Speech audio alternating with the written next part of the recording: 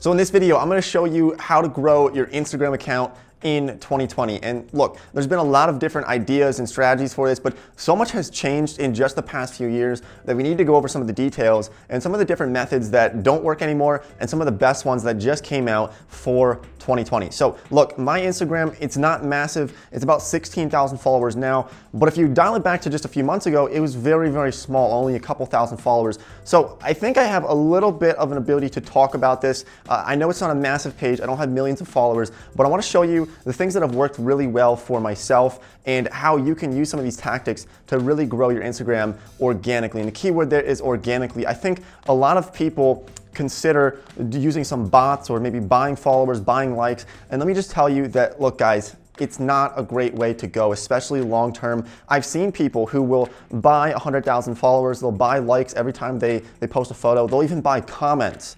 And it can look real for a little while, but the problem here is that you need to continue to throw money at this to keep it going. You need to keep paying for more followers. You need to keep paying. Every time you make a post, you have to pay for more likes. And it can actually become sort of a financial burden for a lot of people to continue doing this. And then when you stop, everybody says, well, wait, this guy used to get 2,000 likes. Now he's getting 5 likes because he doesn't have any real followers on his Instagram account. And there's also nothing funnier to see in this world when I go on Instagram and I see somebody with 100,000 followers and they get like 47 likes on a photo.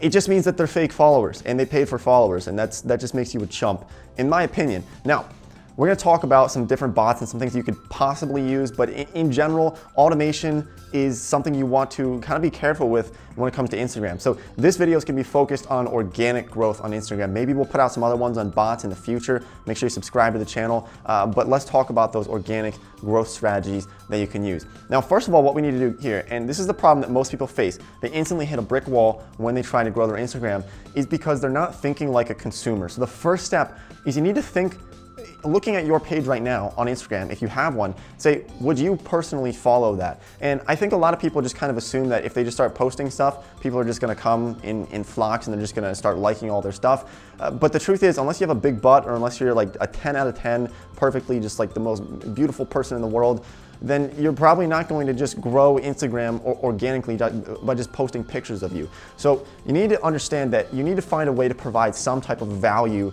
to people who are considering following your page, because maybe a bunch of people end up looking at your page every day and then they say, should I follow this person or should I not follow this person?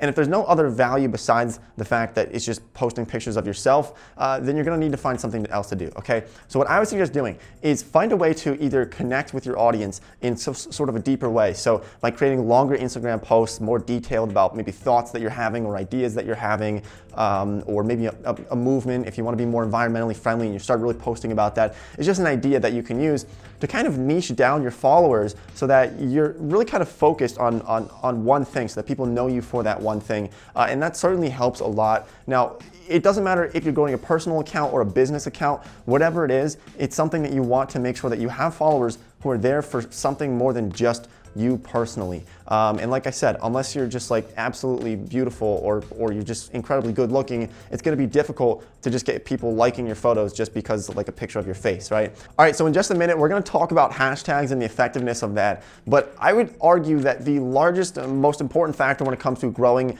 an Instagram account is the engagement rate that you're getting on your posts. Because when Instagram sees that you're getting a great engagement rate, meaning that people are commenting, people are liking your photos, people are replying to your stories in droves, they're gonna actually push that out to more people. And I've noticed that when I put up an Instagram story even, if it's something that gets a lot of people to respond, especially when I ask a question in an Instagram story, it's gonna push it out to a lot more people than just a regular story might do. So with my 16,000 followers, sometimes I'll put out a story that will get, maybe 3,000 or 4,000 views. But if I do one where I ask a question, where I get a lot of people replying, where I get hundreds of people replying to my story, all of a sudden it gets pushed out to 5,000, 6,000, 7,000 people for story views on that. And it's because it's more engaging. So what I would suggest doing is on your Instagram post, and you'll notice this on my Instagram. If you're not following me yet, make sure you follow me after this video. But you'll see that I ask a question in all of my Instagram posts, especially in the last ones, and by doing this, by asking a simple question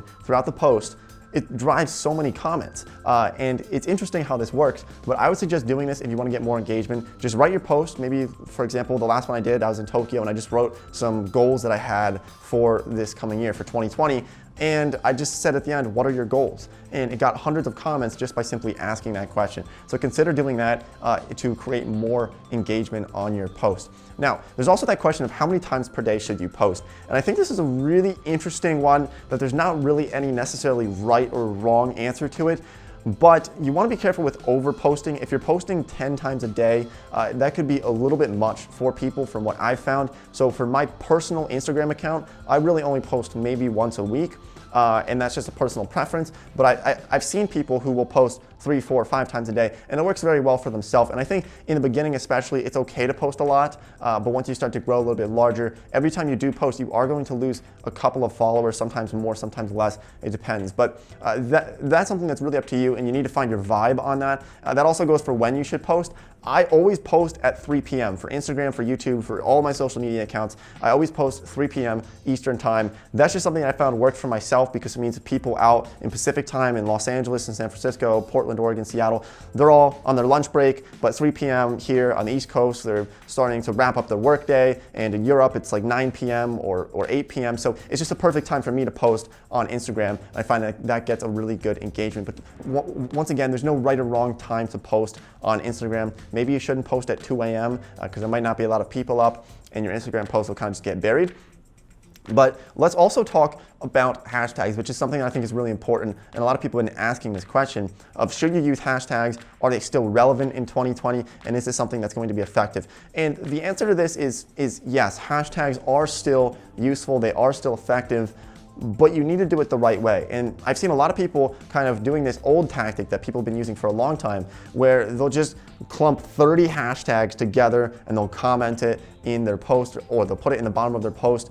And they're all big hashtags like hashtag happy, hashtag fun, hashtag cool, right? Those are things that have millions and millions and millions of people posting with those hashtags literally every day.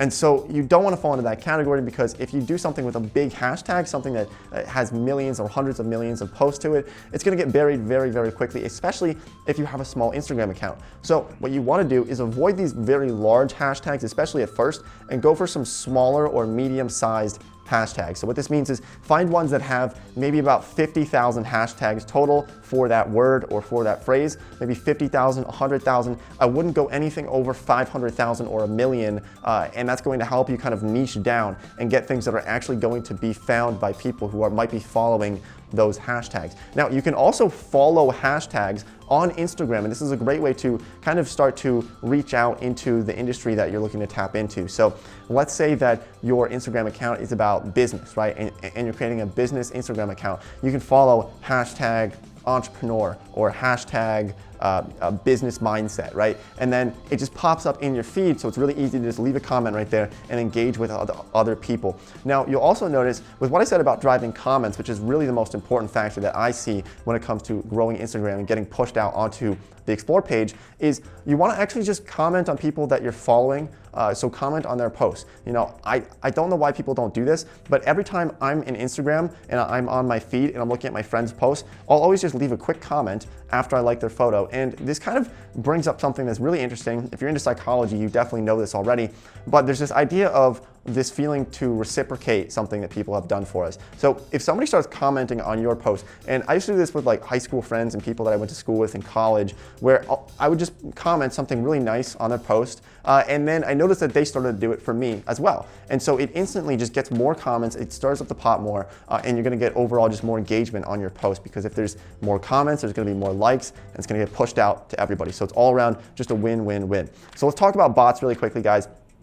Look, there used to be something called Instagraphs, and there's a number of different bots that you can potentially use. But the truth is, guys, this is against Instagram's terms of service. And so if you try to go this route, it's going to get shut down. It's not going to last forever. I know that there's this mass story viewer thing that kind of came out in the past few months. It's getting shut down pretty hard by Instagram now. But essentially what people can do is you can view 5,000 stories or 5 million stories per day with your account. So you give somebody else your Instagram password and your username, they log in and they run some type of software that gets you a lot of exposure.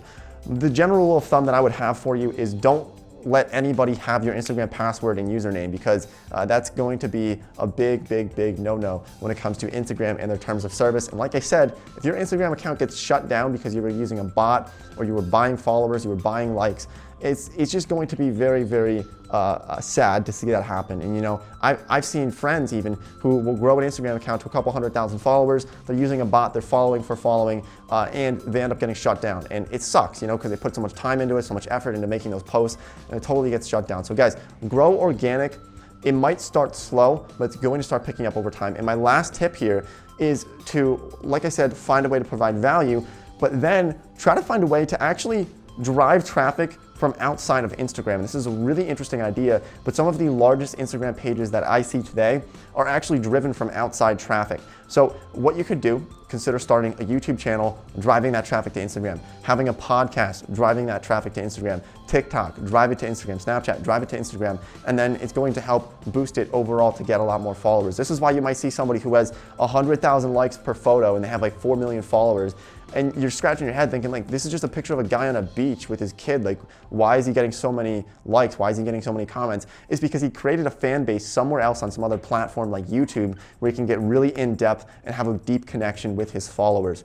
So find a way to do that, guys. And I think that's really my biggest tips for everyone watching this video right now. So thanks for watching. Make sure you follow me on Instagram for more content. And I'll see everybody in next week's video when we talk more in depth about growing Instagrams.